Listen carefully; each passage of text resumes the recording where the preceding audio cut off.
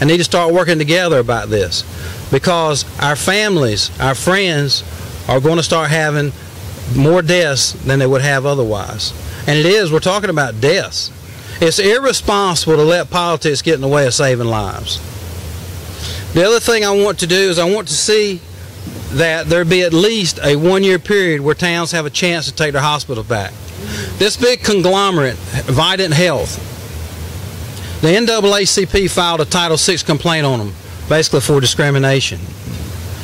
Vidant Health then went to mediation with us. Now this is the typical story of the big mean company that's going to just squash you. That's who Vidant Health is. They're bad. The leadership is bad. The people who work there are probably fantastic. The leadership is bad. I have no reservation in saying that at all. And let me tell you why. We went to the U.S. Justice Department sponsored mediation between the town and Vidant. We reached a mediation agreement. When we reached the agreement, the first line of the agreement for Vidant's duties said, Vidant will transfer all tangible assets of the hospital to the new community organized board. Vidant came about a month into the mediation extension of 3 months. About 1 month in, they came up and said, you know what, cash on hand of the corporation, accounts receivable, your medical record software, that's not assets of the hospital. They would take those. A first-year accounting student in college knows that's assets of the hospital.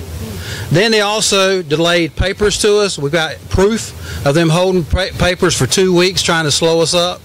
And then we've got situations where when we did get data, it came in a data dump that had so much stuff it took days to figure out what they gave us. So they played games with us, dirty tricks with us, trying to make sure we don't get our hospital back, because they want our hospital closed so they can kill those expenses and send all those people to this hospital over here.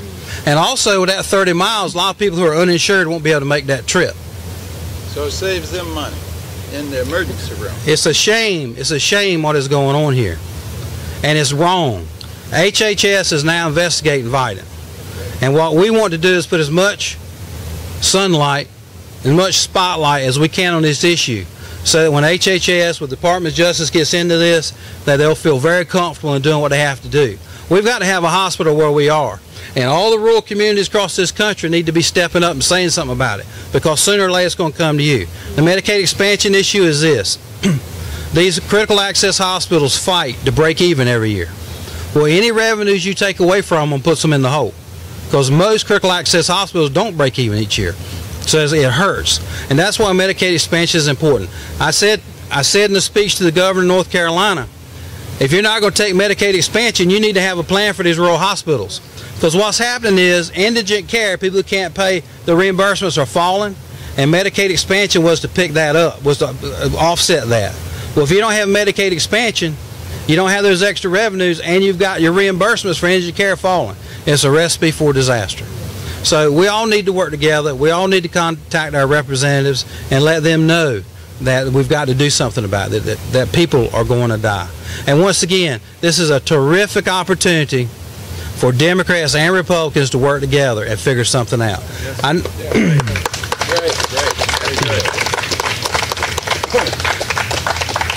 I'll point this out. I hope it don't make Bob mad. I just told you he's a radical. Well, I've walked with him now for 9 days, and we disagree on most everything. But we agree on a lot, too. But this is an issue we all can agree. Nobody wants a grandmother to die when she didn't have to die.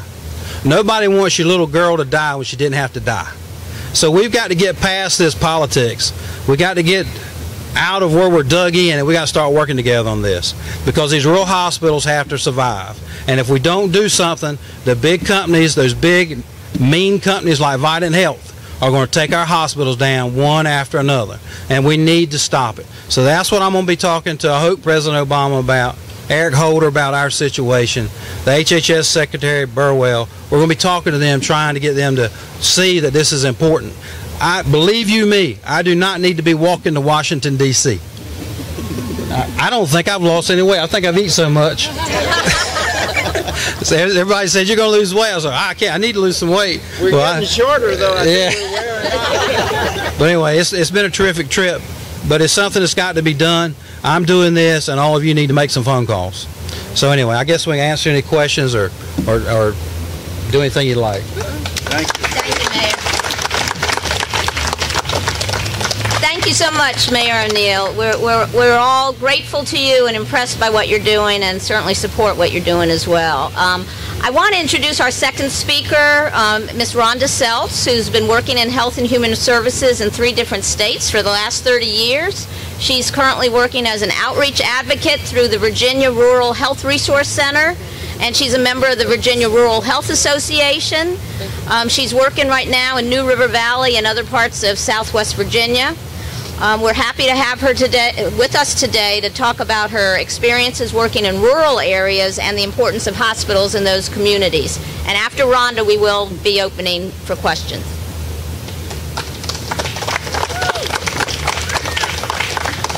On October 1st, Lee Regional Medical Center closed. It's dead. The jobs associated with the facility are dead. The money it pumped into the local economy is dead. The cause of death? Lack of Medicaid expansion.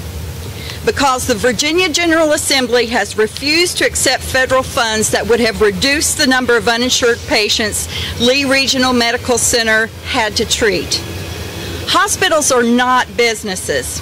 If someone goes to a hair salon, a grocery store, a hotel, but doesn't have money, they get no service.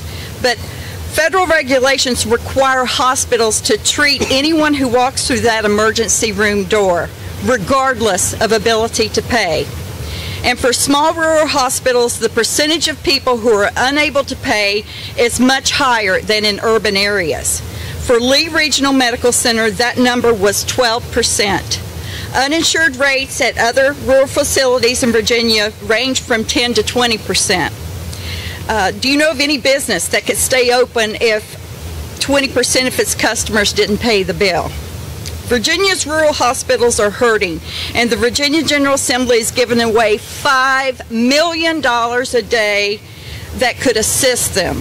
The federal funds, your tax dollars, are going to other states instead of helping Virginians. What was lost when Lee Regional Medical Center died? Jobs were lost. Lee Regional Medical Center supported 190 full-time employees.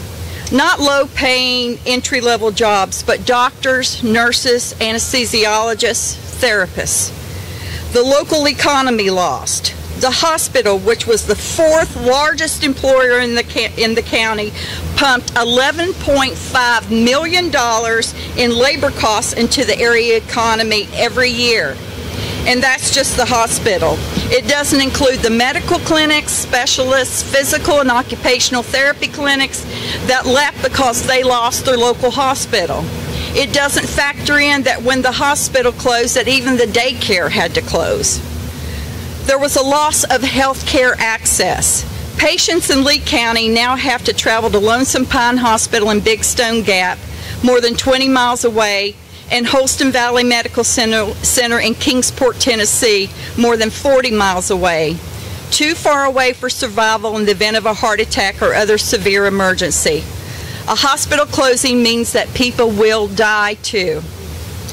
And while a failing town in Lee County may not seem to matter in other parts of the state, once the dominoes start to tumble, it will hurt everyone. Other hospitals in the Southwest and Shenandoah Valley have already downsized their staffs to make ends meet. Which hospital in your area is next? How many people have to die before our elected officials close the coverage gap? I want to close with a personal story about a woman in my hometown. She is a real person, not just a statistic. Her name is Vicki. Vicki is a proud woman in her 50s who has worked since she was a young teenager. She's never made a lot of money and has been working at a local mini-mart. Vicki's employer did not offer health insurance, and late last year she was diagnosed with cancer. She tried to continue to work but could only work a few hours a week. Although her income was down to almost zero, she was living with friends and she was incredibly ill. Still, she did not qualify for Virginia's adult Medicaid program because she did not meet a category. Virginia's current Medicaid program requires an individual to meet a category of blind, disabled, pregnant, or have dependent children living in the household before even being considered for Medicaid. Vicki did not meet one of those categories. She also did not want to apply for disability because she wanted to continue working at her job at the local mini mart. Vicki did receive the medical care she needed and is back working at the local mini mart, but she owes thousands of dollars in medical bills that she will never be able to pay. The hospital and other medical providers will have to absorb those costs, but at least Vicki is alive. But will the hospital that treated her be alive to serve the next Vicki tomorrow? Vicki and I want to tell our Virginia state legislators to stop using our poorest citizens as political pawns and close the coverage gap now.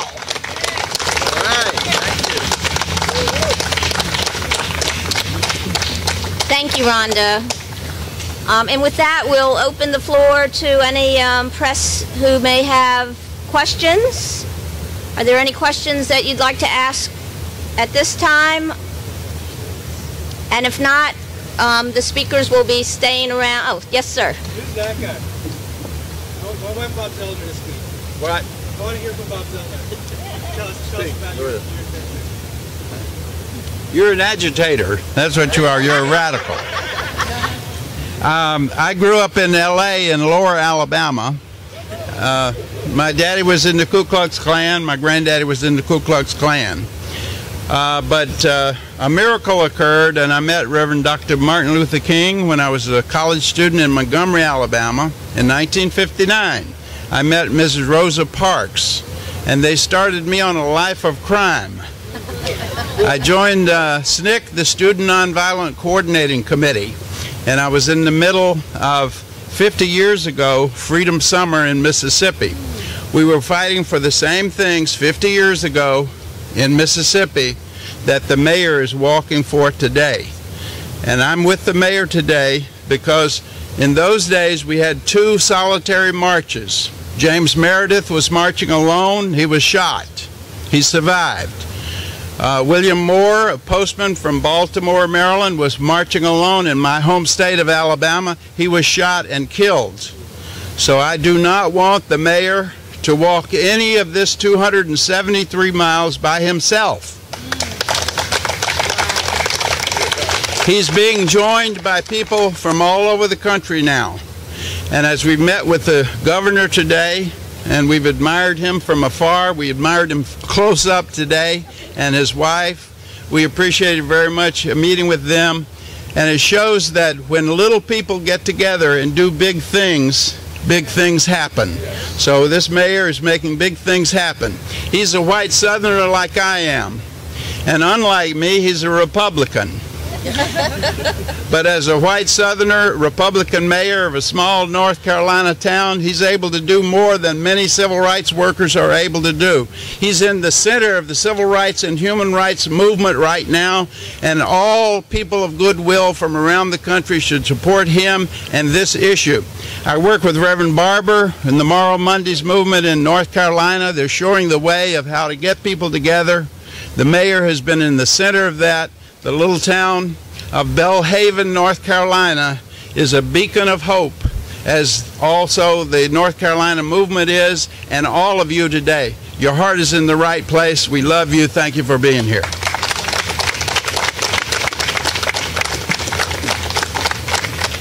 If there are no further questions, we'll say thank you once again, and how honored we are to be playing a very small part in the journey that the mayor and his entourage are traveling to Washington. Thank you very much.